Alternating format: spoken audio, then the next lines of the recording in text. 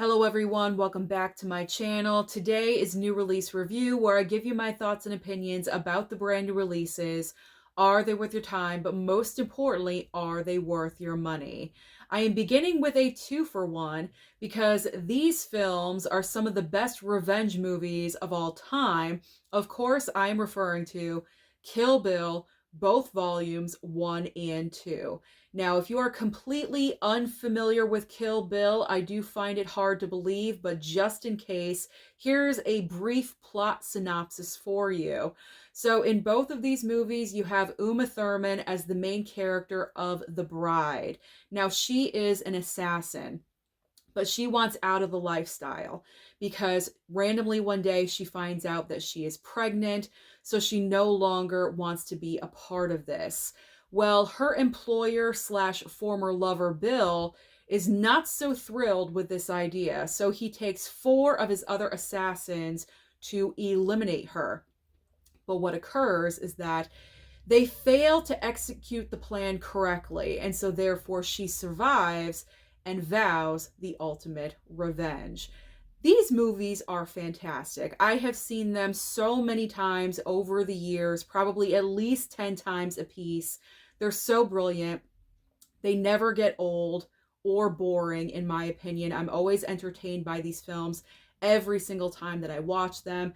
Quentin Tarantino took his love of kung fu cinema and just really put everything into both of these movies, and they are just so fantastic. You can feel his love for this specific like subgenre or genre of film because it is just soaked in kung fu and history and Asian cinema, even a little bit of anime in there at some points. There's a little bit of like an anime sequence, I believe, in part 1.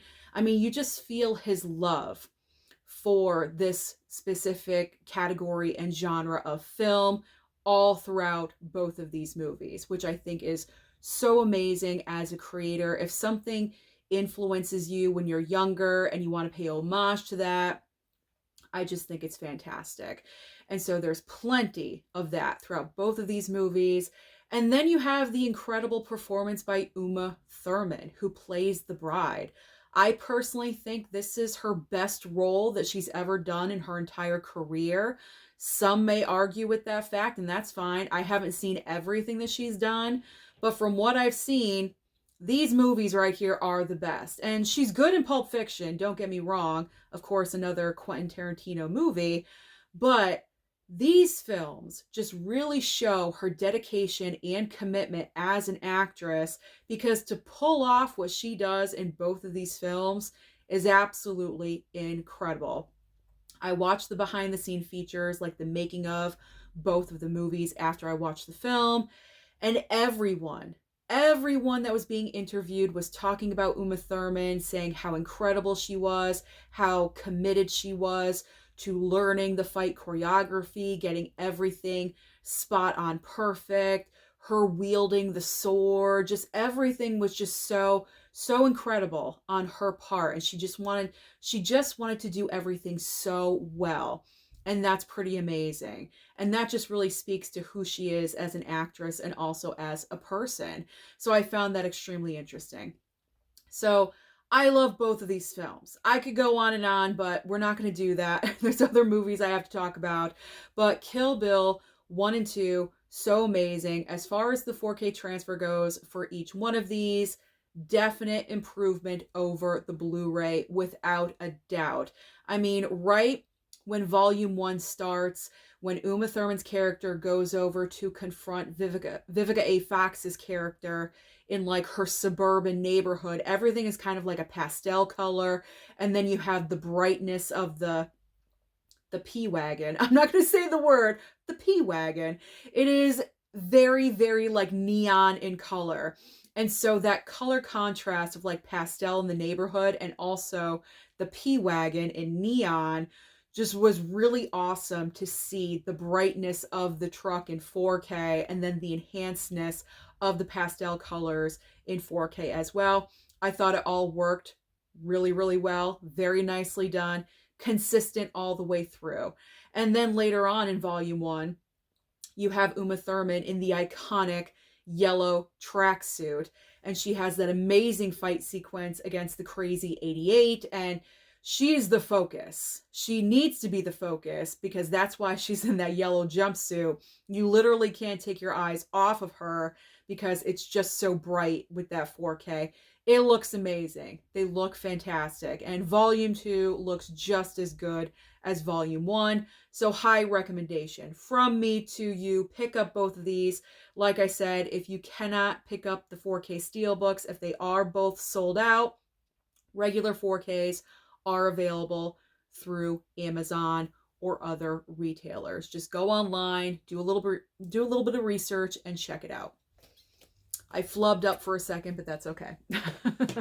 All right, let's move on to another Quentin Tarantino property. I just rewatched this last night.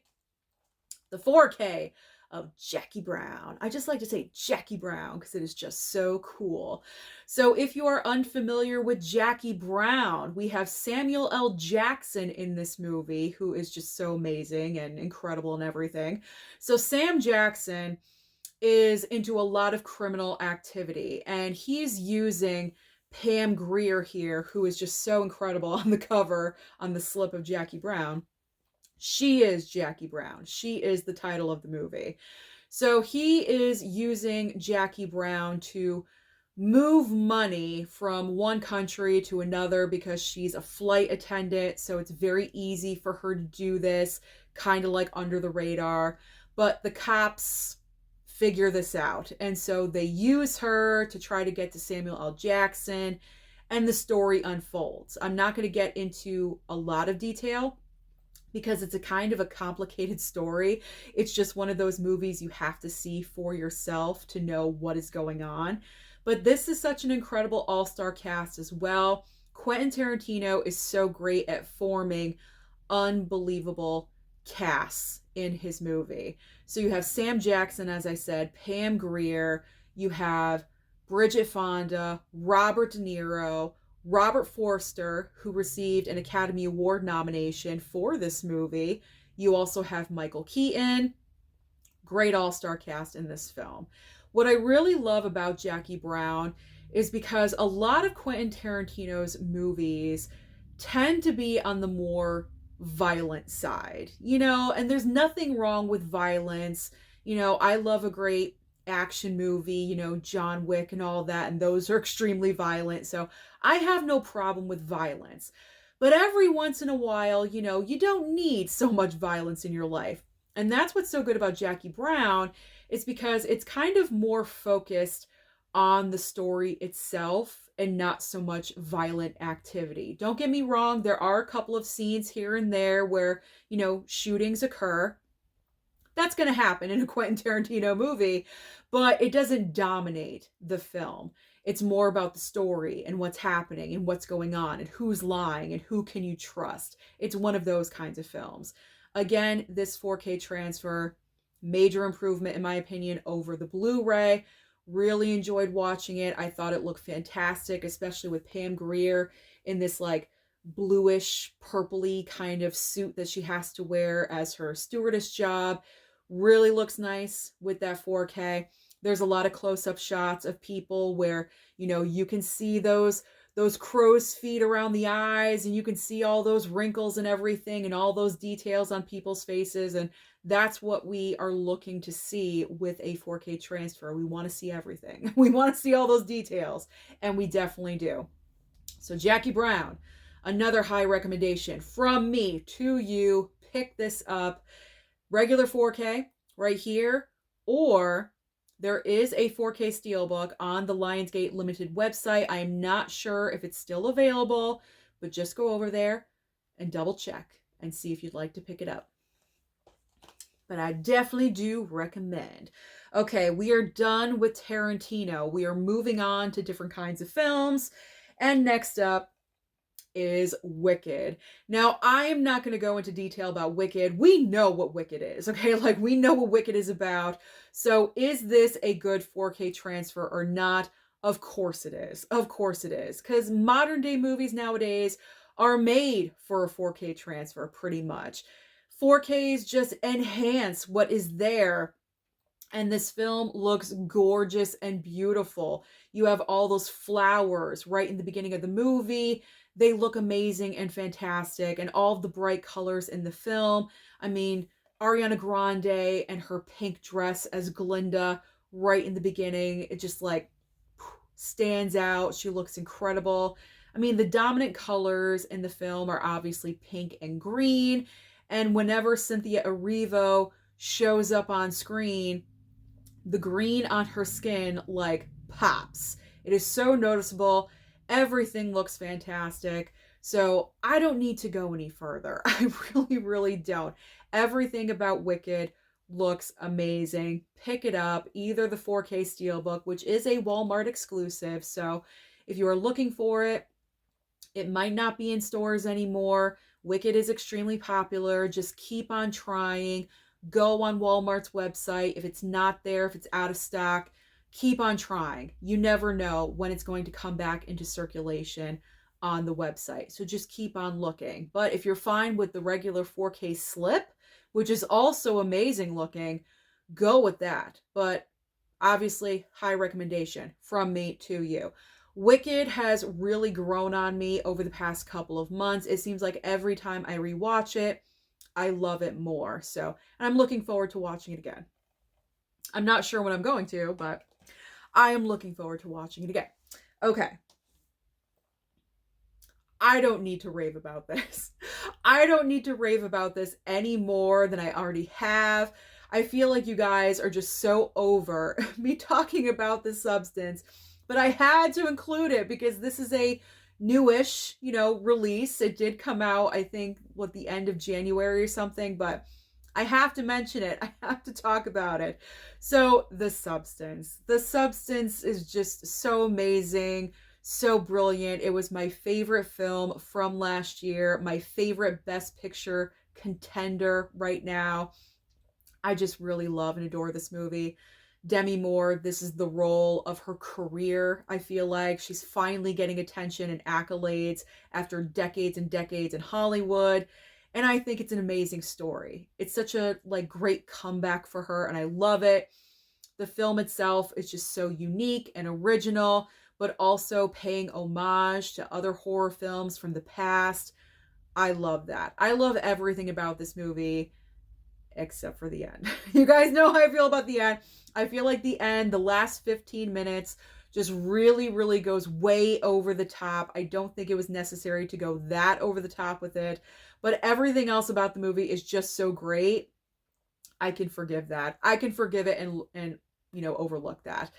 Well, as far as the 4K transfer goes, is it worth it for the 4K? Now, normally when it comes to horror films, I have said in the past that with horror movies, I don't necessarily need a 4K. I'm fine with a Blu-ray. And I was kind of tempted to pick up the Blu-ray because at one point the Blu-ray of The Substance was only $16 on Amazon. And that was extremely tempting. I could have bought something else with my Amazon gift cards, but I decided to go with the 4K, and I'm happy that I did because this film, those colorful moments, there's a lot of color in this movie, and that's where the 4K really enhances this film because you do have the iconic yellow coat that Demi Moore's character wears throughout the entire film. It's like it's its own character in the movie. She wears it all the time. So that yellow coat just really pops on screen. And then, of course, you have when the Sue version of herself is there, the pinks and the blues and the brightness of those are very obvious on screen. So I'm happy that I went with the 4K. Pick up The Substance, guys. If you've not seen this, you really, it's an experience. This movie is an experience. You really do have to watch it for yourself. I almost said experience it for yourself, but I already said it a couple times. I love this film. Let's move on. We all know Sue loves The Substance. Okay, and it's not because my name is used in the movie. That's not the reason. I just really love the film. Okay. Now, we are moving on to, okay. This film I was slightly disappointed by, and this actually was sent over from Warner Brothers. So I do thank Warner Brothers for sending this over to me and hooking me up with a copy. we have the Blu-ray of Juror number 2. Now, with Juror number 2, we have Nicholas Hoult right here, who is chosen to serve on a jury trial. And he is Juror number 2 in the jury box. But the thing is that as the trial is unfolding and all the information that the jury is learning about the accused, he is thinking that he actually may be the one responsible for the crime and not the man that's being charged with the crime. You understand what I'm saying? So there's a huge conflict of interest here.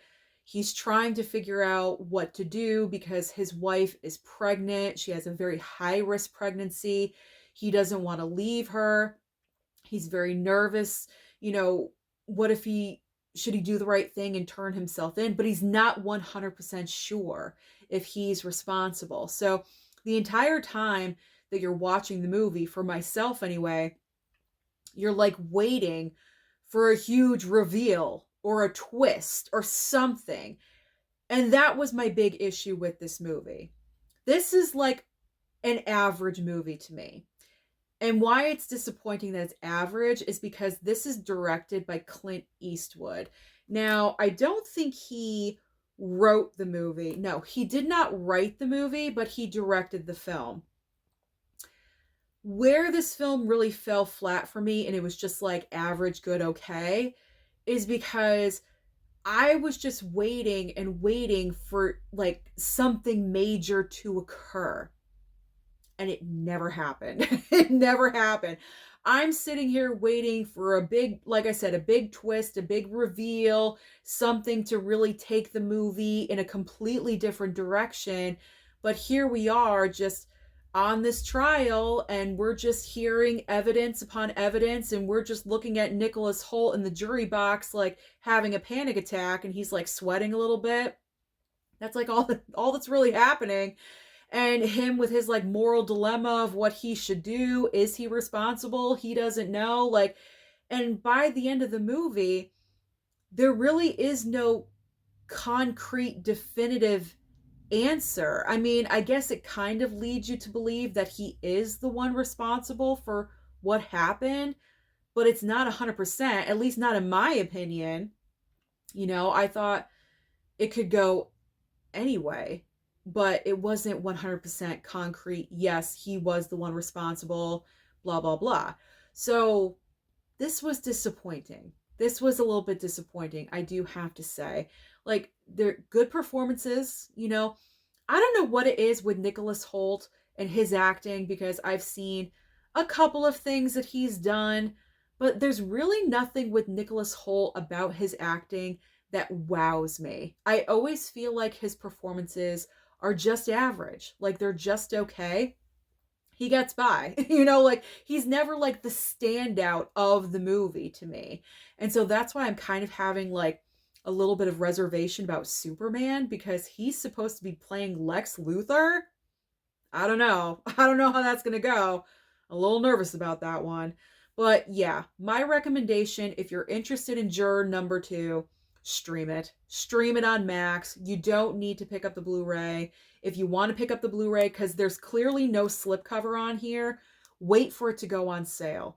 You don't need to pay full price for this. Wait for this to go down to like $7, $7.50. I can guarantee you it will be on sale soon enough. So if you still want to pick this up on physical, wait for a sale.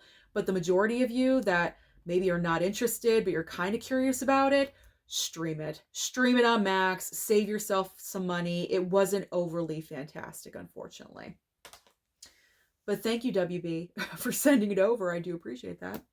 All right, the last 4 movies are all sent over from Kino Lorber. And I love my Kino Lorber titles. So, Kino Lorber, here we go. The brand new 4K. I was so excited that I received this.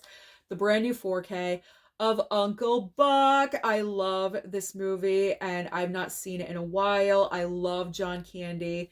Still miss him. Like, he was just so brilliant with everything that he did. So in Uncle Buck, we have a couple with 3 children, and they get an emergency phone call in the middle of the night that the mother of the family, her father, I believe, had a heart attack or something like that. So they need to leave. They don't have anyone to leave the children with. And so, last resort, they call Buck. Buck is the father's brother in the family. And he's kind of like the outcast, like the black sheep, because he's kind of like had this history of being like irresponsible. He's unemployed. He kind of just like gets by off of like mooching or, whatever. Like, he's not a steady kind of person. He's very unreliable. So the mom of the family is very hesitant about this, but they're in a desperate situation. So she agrees. Buck comes over, and you have the three children here. The eldest daughter is a nightmare, like absolute nightmare.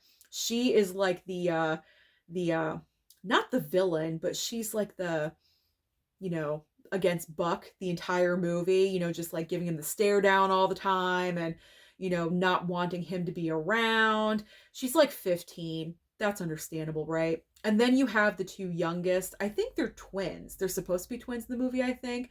One is Macaulay Culkin. I mean, how can you not love Macaulay Culkin in this movie? He's so adorable. My favorite scene in the entire film is when John Candy sits down with Macaulay Culkin and they have like that rapid question and answer session, like really, really quickly. It is like the best scene. I love it. I think it's so entertaining, so fantastic. But this movie is just so good.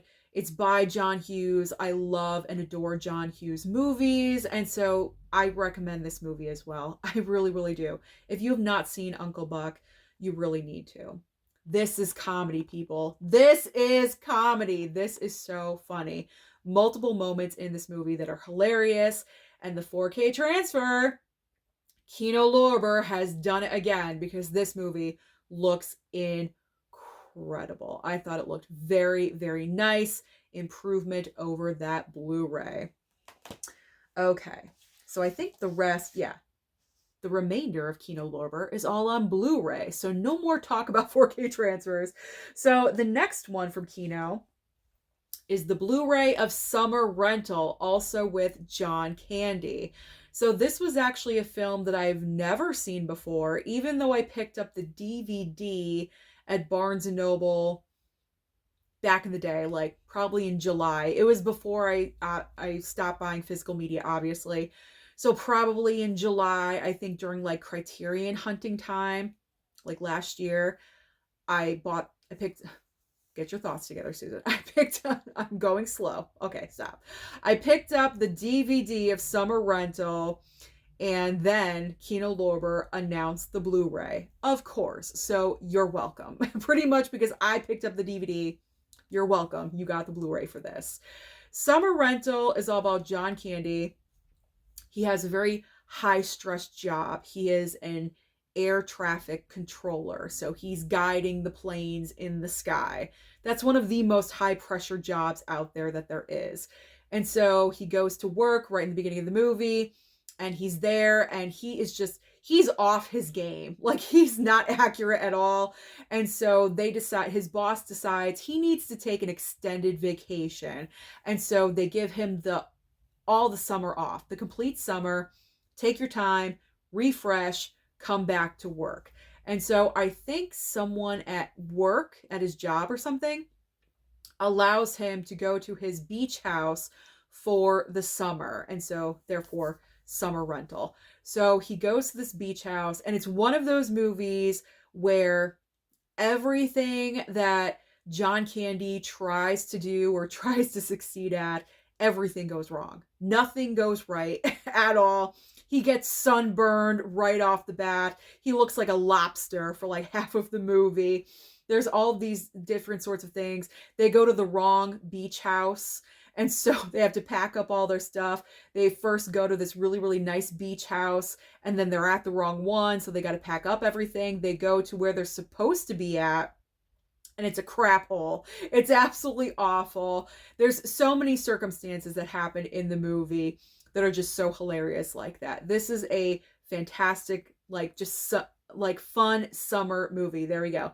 Great recommendation for the upcoming summertime. If you've never seen the film, This will be a lot of fun for you guys to watch. This is just so much fun, and I really enjoyed watching it for the first time. So I recommend Summer Rental as well. Good one. Good one. All right. Now we have an 80s movie, another 80s movie from 1987, which I had never even heard of before. I had no clue it existed. We have Hot Pursuit with John Cusack. So I chose this one because I thought it'd be a fun 80s movie, and then also because John Cusack is in the film. I used to love John Cusack back in the day, but I have not seen a lot of his movies, so I thought this would be a nice opportunity to check it out. And so what's going on in this film is that you have John Cusack, who is in school, and he's taking like this final exam, and he doesn't do very well. He's got like this kind of like needy girlfriend needy girlfriend that just wants to see him, and he's like, I have to study, don't bother me. It kind of like insults her a little bit, and so they have like this little argument, throws him off of his game for taking this very important final exam. So he doesn't do very well, but then his teacher is like, okay, I'll let you go. You're a good student pretty much, so I'll increase your grade or whatever it was, because John Cusack is supposed to go on this vacation with his girlfriend and her family for like a week. But because he didn't do well on the exam, he was supposed to stay at the school. So he tells his girlfriend this, and so her and her family go off on the vacation. And then the teacher says, you can go.